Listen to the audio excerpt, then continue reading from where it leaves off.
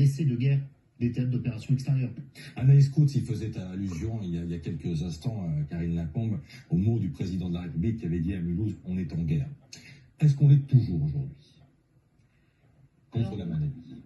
Je ne dirais pas qu'on est en guerre, on est quand même revenu à un mode de fonctionnement qui se rapproche de la normalité, mais on reste extrêmement vigilant.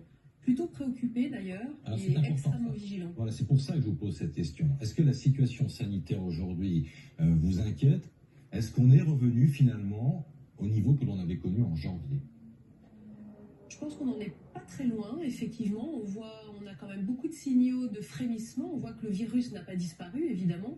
Et on voit de nouveau un nombre d'appels plus important, par exemple, pour SOS Médecins, un nombre plus important de consultations en médecine de ville.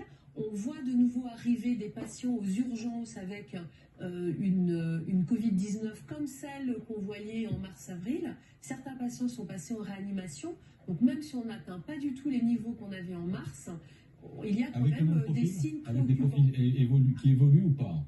Non, avec les mêmes symptômes cliniques que ce qu'on a vu en mars. Beaucoup de cas importés depuis qu'on a rétabli les